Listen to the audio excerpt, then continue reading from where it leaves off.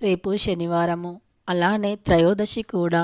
రాగి చెంబులో నీటిని పోసి కేవలం అక్కడ పెట్టండి చాలు.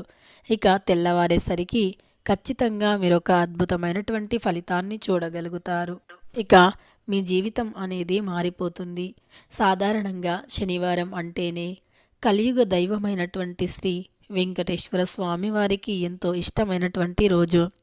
స్వామివారిని శనివారం రోజు పూజిస్తే చాలు, ఎలాంటి కష్టాలు ఉండవు అని, ముఖ్యంగా మన జీవితంలో అల్లకల్లోలమైనటువంటి కష్టాలను కలిగించే ఆ శని భగవానుని యొక్క దుష్ప్రభావాలు అనేవి మనపై మన జాతకంపై ఉండవు అని, శనీశ్వరుని పీడలు బాధలు ఉండవు అని శాస్త్ర పండితులు వివరిస్తున్నారు.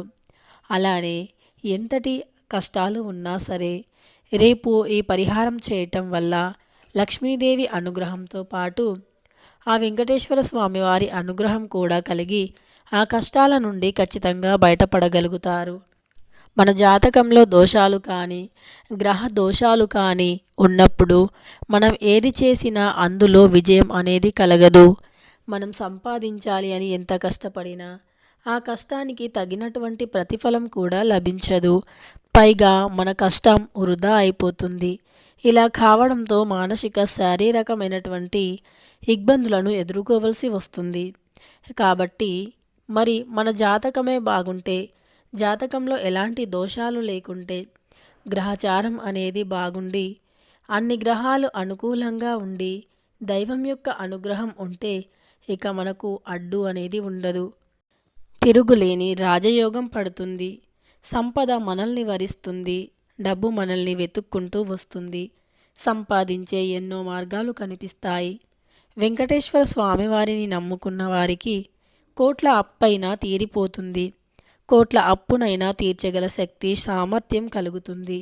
కాబట్టి ప్రతి ఒక్కరూ కూడా గుర్తుంచుకోవలసింది, రేపు శనివారం సాయంత్రం 6:35 నుండి 7:45 లోపు ఈ ఒక్క పరిహారం చేయండి.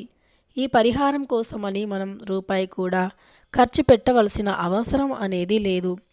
చాలా రకాల పరిహారాలు డబ్బుతో కూడుకున్నవి ఉంటాయి. ఎంత ఖర్చు పెట్టి పరిహారాలు చేసినప్పటికీ కొంతమందికి ఫలితం అనేది అంత సులువుగా రాదు. ఇక అలాంటి వారు మాకు ఎలాంటి పరిహారాలు చేసినా ఫలితం రావట్లేదు, ఇక పరిహారాలు చేయకూడదు అనుకుంటారు. కానీ కొన్నిసార్లు మన జాతక దోషాలు మనకు అనుకూలించకపోవచ్చు. జాతకంలో ఉండే దోషాలు గ్రహాల వల్ల అనుకూల పరిస్థితి కలగకపోవచ్చు. కానీ నమ్మకంతో భక్తి శ్రద్ధతో ఈ పరిహారాన్ని చేసి చూడండి, తప్పనిసరి విజయం పొందుతారు. ఎందుకంటే శనివారం, అందులోనూ రాగి చెంబు అని దైవాంగికమైనటువంటిది. రాగి చెంబుతో చేసిన పరిహారానికి లక్ష్మీదేవి అనుగ్రహం కలుగుతుంది అని నమ్ముతూ ఉంటాము. ఆ లక్ష్మీదేవి అనుగ్రహంతో పాటు రేపు పరమశివుణ్ణి ఒక్క చెంబెడు నీటితో అభిషేకించినా సరే కోటి పాపాలు తొలగిపోతాయి. ఎందుకంటే కార్తీక శనివారానికి ఎంతో ప్రత్యేకత ఉంది. కార్తీక మాసంలో త్రయోదశితో కలిసి వచ్చిన శనివారం. శనీశ్వరుని దోషాలతో కానీ ఏ పని మొదలుపెట్టినా విజయం కలగక బాధపడుతున్నవారు కావచ్చు, లేదా డబ్బు సమస్య, విద్య, ఉద్యోగ, వ్యాపార లేదా దాంపత్య జీవితంలో సమస్యలు, ఇలా ఏ సమస్యలు ఉన్నా సరే రేపు త్రయోదశి శనివారం రోజున శివాభిషేకం చేసిన, పంచామృతాలతో శివ అభిషేకం చేసిన లేదా గుడిలో చేయించిన, వీలు కానివారు ఇంట్లో శివలింగం పై నుండి ఒక చెంబెడు నీరు పోసిన లేదా రుద్రాభిషేకాన్ని చేయించిన ఎంతో మంచి ఫలితం కలుగుతుంది. ఇక రేపు రాగి చెంబుతో చేసే పరిహారానికి విపరీతమైనటువంటి మంచి ఫలితం వస్తుంది. కాకపోతే నమ్మకంతో భక్తి శ్రద్ధతో చేయండి. పాజిటివ్ ఎనర్జీతో చేసినప్పుడు పాజిటివ్ లక్షణాలే వస్తూ ఉంటాయి.